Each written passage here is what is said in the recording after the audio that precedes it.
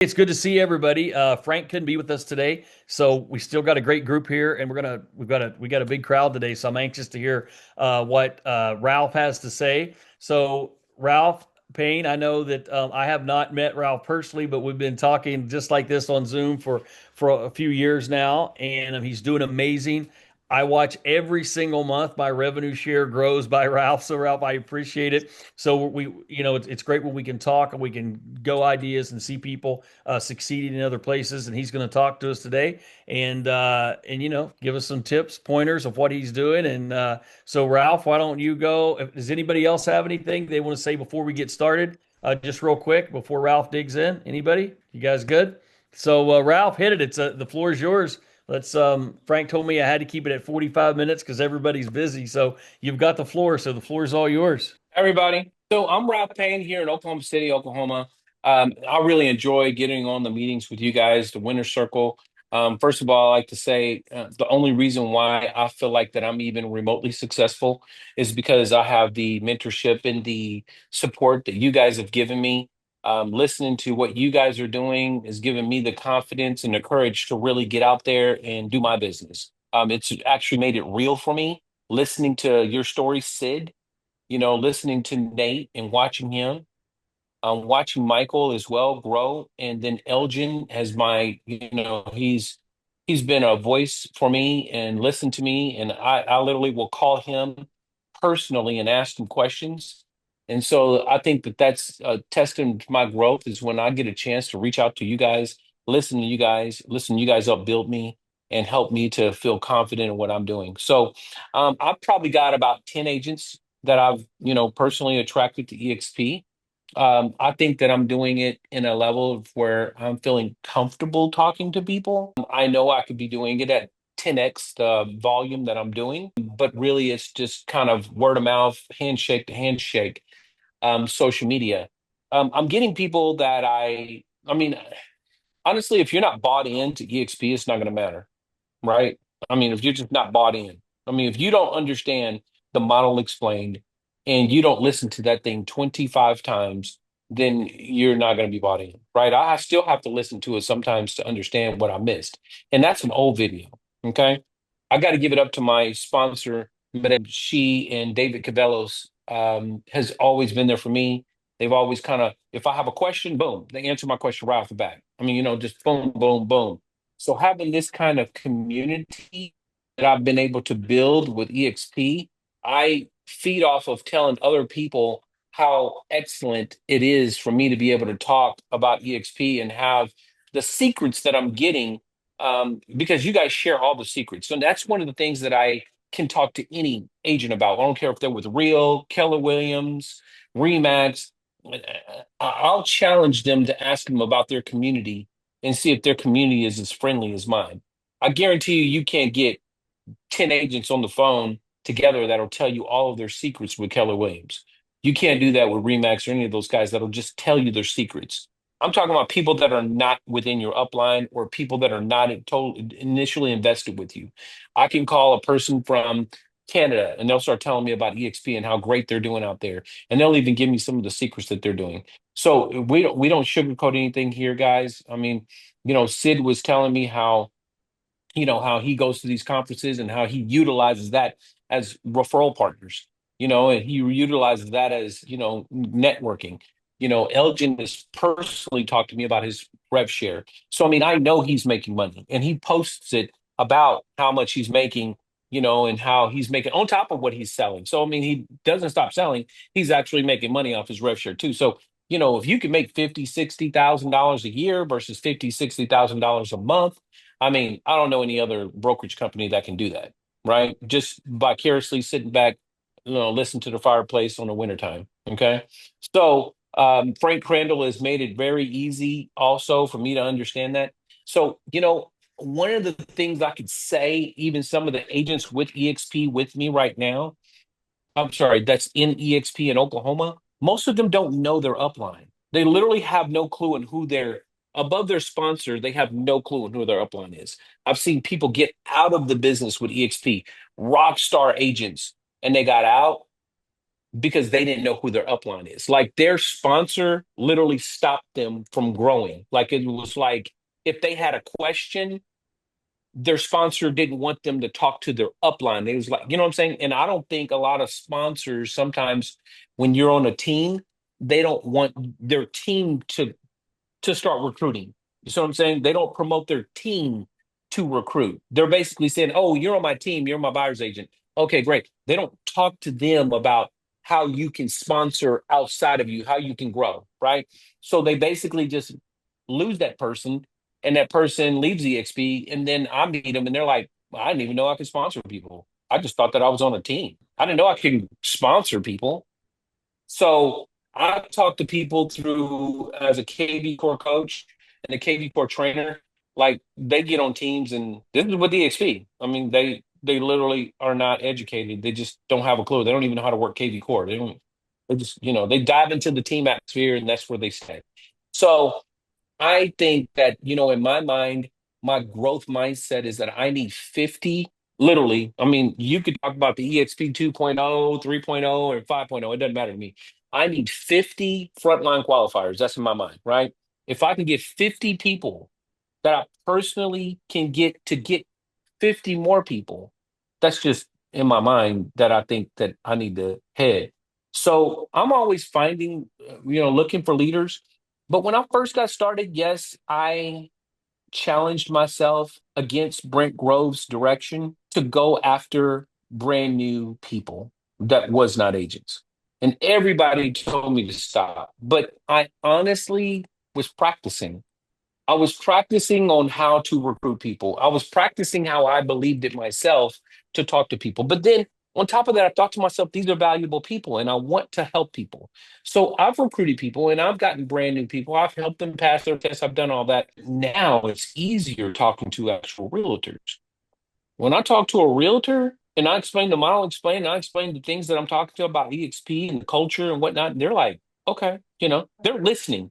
Even though they're afraid to jump, they're listening still, right? So that's what I'm doing with agents. I'm actually now going after actual seasoned agents, but I'm not stopping helping people that want to come into the business because those people always can either be my real estate assistants or those people can what I'm saying, be on my team, those kind of people that I can help one of my leaders on my team because I'm actually developing a leader on my team that's going to be a leader that's going to be building their teams as well. Okay.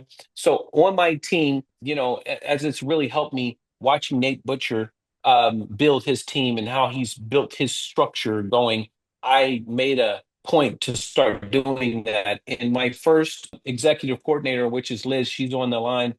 She's my executive coordinator. She's kind of helping me with coordinating things on my team so I can keep my structure together with my direct team. And she's been a pivotal part of my business, kind of helped me launch getting production, right? So I'm getting production from that, right? So she's kind of helping me stay focused because I'm like a squirrel. Like, I can go all over the place. When it comes to selling, guys, I sold cars for 25 years. So, I mean, I don't have no problem with selling. That's not a problem for me. I mean, this a handshake, forget about it. Okay.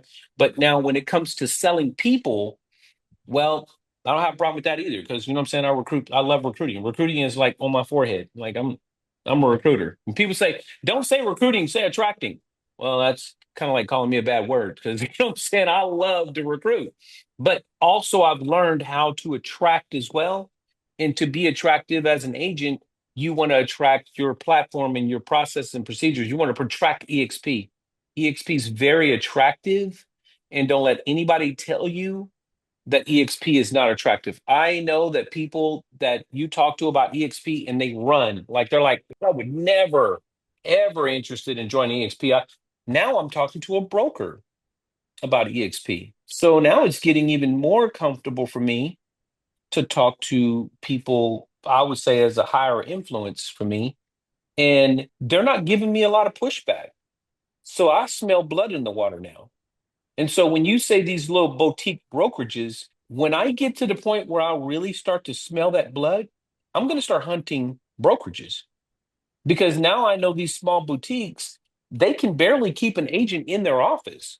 The problem is that they're offering them almost no freaking splits Okay, offering them like 100% freaking splits and 100% freaking stuff, but then they turn around and they're not making any money because now the broker's got to get out there and sell. Okay, so what's the point of having a brokerage if you got to be the person that's selling? That is true. That's so Doesn't true. make sense.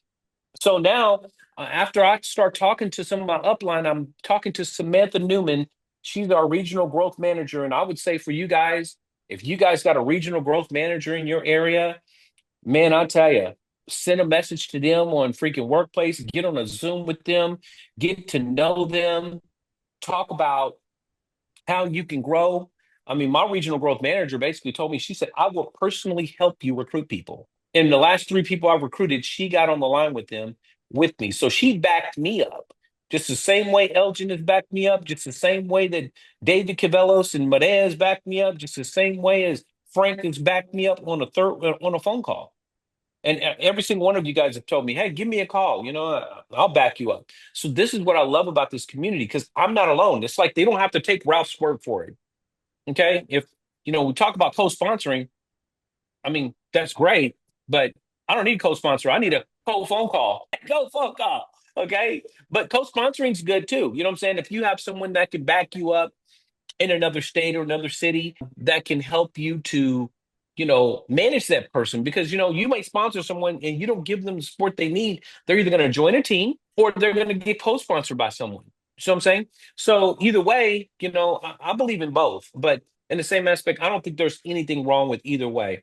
I'm going after everything. I mean, to be honest with you, now I'm trying to find a way to attract people internationally or globally, I guess you would say. And I'm thinking about buying into the Indeed recruitment. So now I've talked to an Indeed recruiter, and they're going to go after agents that are looking for, whatnot. So I'm looking for that. I also want to do more. I want to get more active, for like what Nate was doing with podcasting, talking. I saw Nate in Hawaii. I was like, man, how did he get in Hawaii? Well, I'm sure people are watching social media wise. So if I want to grow bigger in that sense, so I'm watching you guys, and you're giving me the confidence to be able to get out there and do it. So yes, I'm loving it. I'm loving talking to people about EXP. I love talking to people about what I do. And I also love to help empower people to get out of their regular freaking 9 to 5 job if they're talented. I just talked to a lady today. She's super talented. She's been an insurance agent just like me. And now she's working for some wholesaling group. And I'm like, what are you doing? Like, like you're working for an investor group. It's not even an investor group. That's a wholesaling group. And she was like, no, they want me to call realtors and introduce myself. I'm like, I'm going to send you the EXP model. I want you to know what that is. And so instead of recruiting agents to send you wholesale deals, because those are very far between, okay? You're wasting your time and spinning your wheels. How about you recruit those people and they join you and we create an army with EXP? You know what I'm saying? Because some of those guys don't even know that EXP even exists. That they can, instead of getting a bunch of rentals, why don't you get a bunch of realtors that can be your rentals? You know what I'm saying? Every time they make a sale, they pay you, right? So instead of having a bunch of properties you got to change toilets on, why not have a bunch of agents that just drop money into your banking account every month? So that's my goal. That's what I'm trying to do. I'm open for any questions that anybody has. Yes, I'm a new agent, so I'm still open to learn. So if you guys have any advice for me, I'm open for any level of advice. I love what I do. I love EXP. And like I said, if you're not bought into it, and I haven't even been to any EXP cons yet. I mean, I literally, like, I haven't. Okay. Once I do start going, you guys might see me on stage. That's where I want to go. Okay. I don't want to go just to shake everybody's hand. I want to be on stage. All right. When I was a farmer's insurance agent, guys, I mean, like, literally, I was maybe the top agents, and I always had a presence. So, I would like to have that presence with EXP, so I'm kind of building myself up to that, but I don't believe that I'll have that until I get about 1,000 agents. And I'm on a roll to where I feel like in 5 years, my mindset in 5 years, I want to have 5,000 agents. And I tell people that with like Keller Williams or Remax, and they're like, "What? How are you going to get 5,000 agents?" Let me show you the math. And I show them the math. And they're like, wow, we have the opportunity to get 5,000 agents, right? I mean, even if I had 200 in Oklahoma, 200 in Arkansas. You know what I'm saying? So I want to spread myself around. If you guys look up like an agent, her name is Micah Murat and her husband is Hamadi. They're a powerhouse couple here from Oklahoma. True story. I followed them for almost 3 years before I became a realtor. Not once did they ever inbox me and say, "Hey, would you be interested?" So you never know who's watching you, right? And when I came on board, it was Medea that responded to me, Medea and David. And when they responded to me, and they came to Oklahoma and they told me about because they're only in Texas, they were down here visiting because they're from Oklahoma. But they explained to me the EXP model, and I was like, why isn't everybody doing this? Like, why isn't all the realtors involved in this? Well, it really seemed like it was too good to be true. So I'm sure that a lot of people you guys talk to about it thinks that it's too good to be true. So just remember that it's not you, it's not you trying to tell someone about it. But if you're not bought into actually speaking about it, like you're actually preaching the gospel and you're trying to get people baptized in the waters of EXP, if you're not doing that, then you need to start. So, but not everybody wants to recruit. I mean, that's fine. Not everybody wants to recruit. Not everybody wants to attract people. Let me tell you something. Samantha Newman told me only 14% of the 90, how many agents are with EXP? About eight, almost 90,000, almost 90. Only 14% of the 90,000 agents actually have a downline. Yeah, it's crazy. That's 14%. So you see how much growth is available in the last, we've been in the business for, you know. So I mean, even if you get 1,000 agents under you, that's not a lot. You know what I mean? So if you had 1,000 agents under you, then goodness. I mean, you're still making, I mean, you'd be making almost, I mean, let's just do the math. Only half of them are actually going to sell, right? And then It's maybe about half of it's those about half 500, about 500 a person per year. Should be making about a half a million a year, five, six hundred right. thousand. About 500,000, 600,000. You know what I'm saying? I Mm-hmm. mean, and if I want to get 5,000, Hey, Nate, just to clarify, so if you said if you get 500 agents, you'd make about what?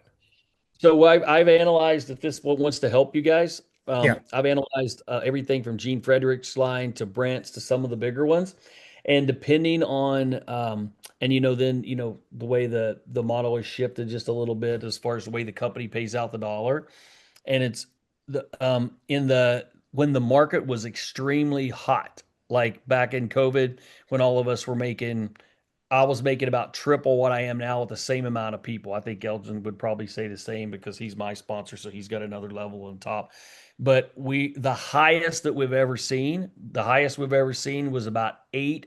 If you if you're getting paid on all of your levels, on the levels you're getting paid was about 800, and that was Gene Frederick's line was about $800 a person per year. Like if you just looked at the whole group, make sense?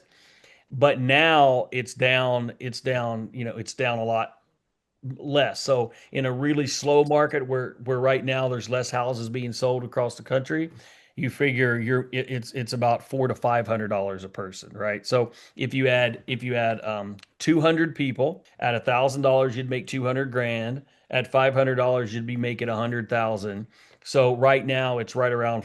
I know mine is about $400 a person because I have just under 200 people, and I'm making 5 6 grand. But at the same time, I have slides. I take a screenshot of my slide every every month when I get paid, and I keep it in an album on my phone just so I can kind of track it. And I've had my biggest check was 24,000 in one month with 198 people, right? Total. So it just shows you we got to push through the times when there's not as many homes being sold. But look how much you could make. I mean, if you had 1,000 people with that time, right? So when I had 200, I mean, I would have been making a fortune. So if you figure anywhere from 400 to 600 a person that's in your line, that's about what it comes out to. Um, and if everybody's shaking their head, so I think everybody's probably done that math. That's about what you're looking at when you have a larger group, which 200 is not that big. And but I will say this: what Ralph said. I'll add to one thing you said. Everybody doesn't want to recruit, and a lot of people feel that if you come to EXP, it's expected. So I think that's why I pull back. So if we concentrate on all the other great things that EXP has to offer, but here's what I've seen too is a lot of people think, oh, I wasn't an early adopter, meaning I wasn't one of the first ones like, all you guys that came in 5 or 6 years ago. But what we uh-huh. have to understand is every 5 years, 800,000 people get out of the real estate business. and 800,000 people come in, right? So it's always a revolving door. And people who were their door was shut at one time, all of a sudden it opens every 3 to 4 years because agents jump around so much. The good thing about EXP, if you do bring in somebody and they get a revenue share group, they won't leave. I know there's been some people that's tried to recruit me to come over to their brokerages and bring my team. And I'm like, but here's how much I make residual. How are you going to buy that out over a 20-year period? And it would come up to be millions, like, a million three or something like with so they can't do it. So people change their minds. They can jump in, and once they get an EXP, if they get a rev share line, they're going to stay. Because I mean, is Elgin really going to get recruited by somebody else when he's got, I don't know, 300, 400 people under? I don't know how many he has, but he's got at least mine plus whatever else. He's not going anywhere. Michael, he's not going anywhere. Arya, I know you're not going anywhere, are you? So Well, and another thing, a lot of these platforms, when you talked about brokerages, boutiques, they're all trying to adopt this duplication platform. yeah, Real, they're all trying to adopt it. They can't do it as well as EXP is doing it, but they're all trying to adopt it. Now, I know a guy that was from Keller Williams, and when I first started talking to him, they were completely against it. Now, guess what they're doing? right, You know what I'm right. saying? Now he's trying to recruit and build teams, right? But they still can't do it in all 50 states. You know what I mean? So, I think the thing that's so inspirational about it is all the connections that you make. And I'll tell you this little story I was telling you. I'd been working on a guy for 3 years that had a contract with Coldwell Banker because they gave him money, right, to come, and he couldn't come. Been talking to him for like 3 years. And then basically talking to him. Oh, when my contract's up, maybe I'll come. And then next thing you know, he gives me a call and he jumped on board, and then we're on it, and then he found some influencer that he just met in Dubai who wants to do stuff, and now that I looked that guy up and he's huge over there. So you don't ever know when it's going to take off. It could just be somebody, your hard work over 3 or 4 years paid off, and then it takes off. So some people made a lot of money quick. Some people, it might take us 5, 6, 7, 10 years to build that 1,000 person group you're talking about. But I think if we keep helping people, keep selling real estate, and we just keep doing what we do, we just never know. We just never know. That's the whole model, and it keeps it interesting. That's for sure. Can I jump in here real quick?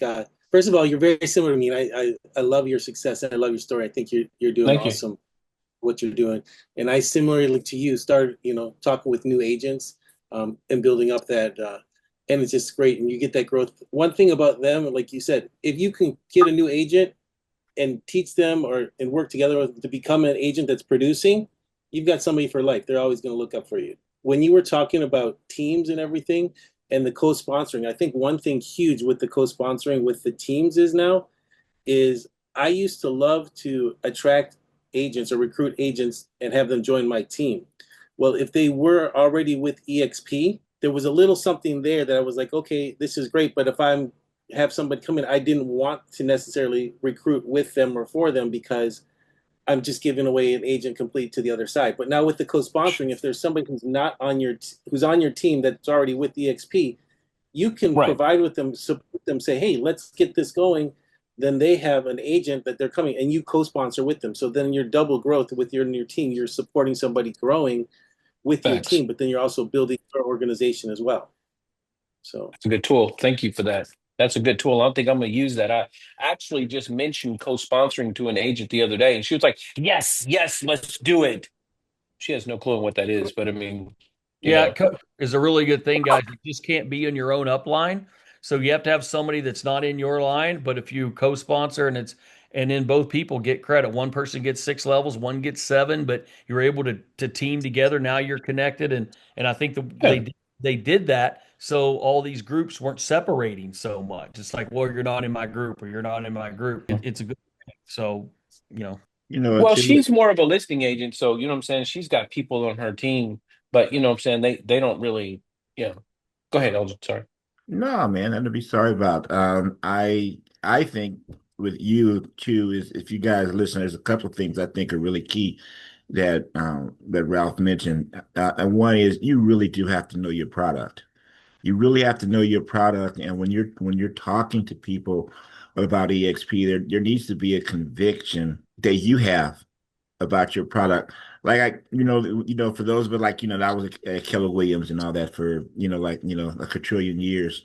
And I can tell you that when I first came to EXP, Nate can attest to this for me. I wasn't really into the quote unquote recruiting part of it. I wish I had been more into it at that time. Even in sponsoring Nate, that was just Nate and I were really friends.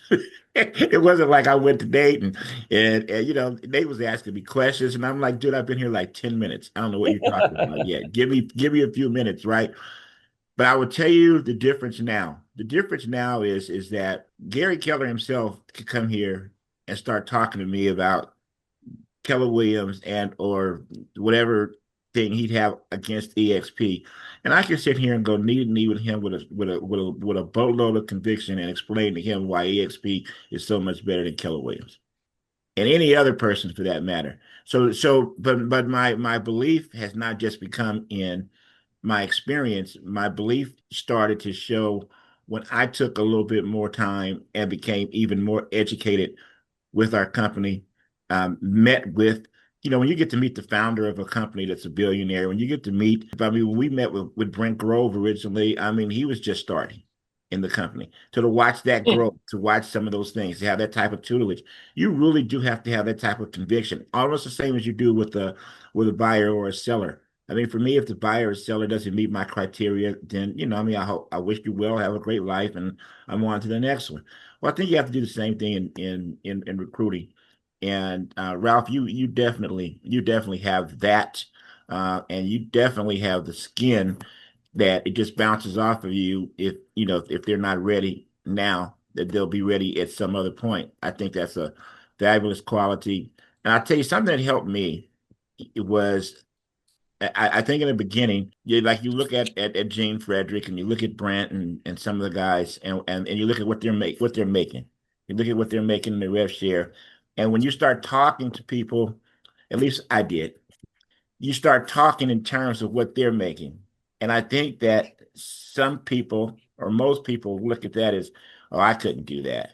Or they look at it as like, oh, yeah, okay. Well, what's the catch? How's he making 800 grand a month? How's he doing this and that? I started having a little bit more success when I would break it down to people similar to like, hey, what if this revenue share could pay your car payment every month?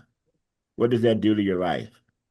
What if this revenue share could put two, three, four, $500 in your pocket right now? You got small kids. How are you funding for their college education? What if, just so I started to break it down and tell more stories to where people possibly could relate a little bit more to that.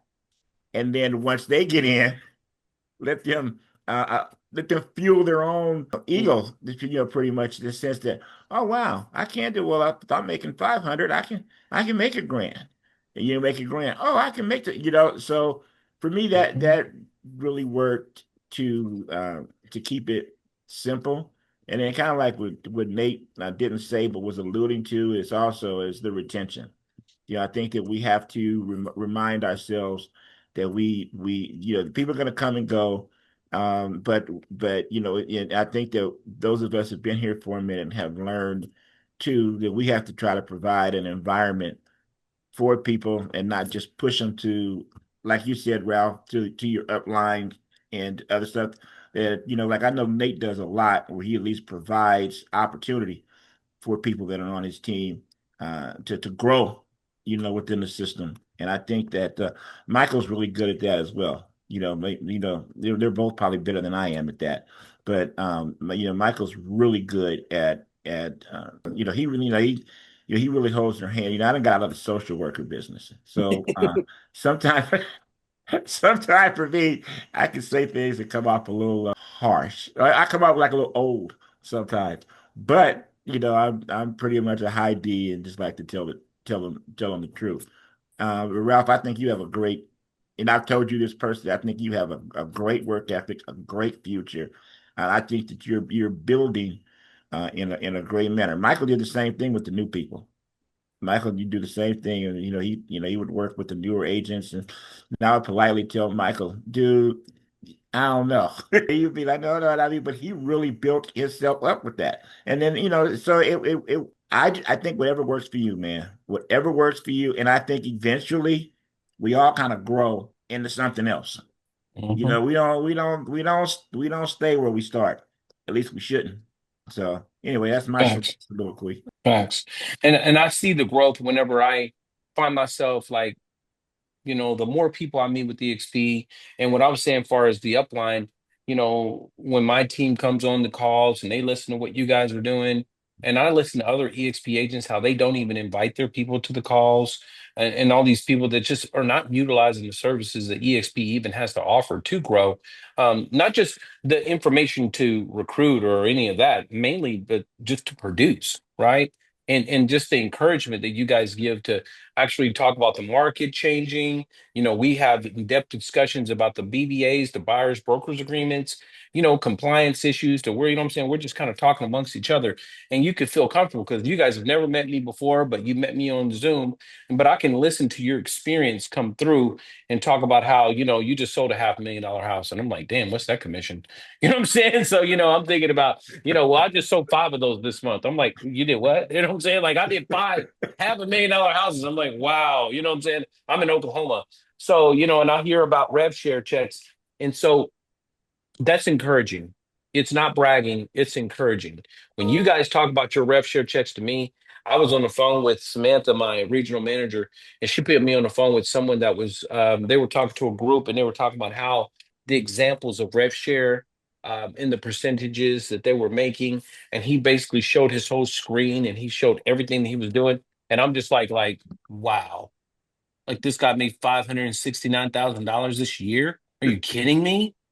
Like, how do I do that, right? You know what I'm saying? So I mean, it's more than just recruiting people. I mean, because you guys get us on the phone, we motivate each other. Y'all motivate your teams. Y'all motivate your partners. It's more than just, saying, hey, recruit people. No, you got to produce too. You know what I mean? So I'm enjoying selling houses out here. I love being a part of the community.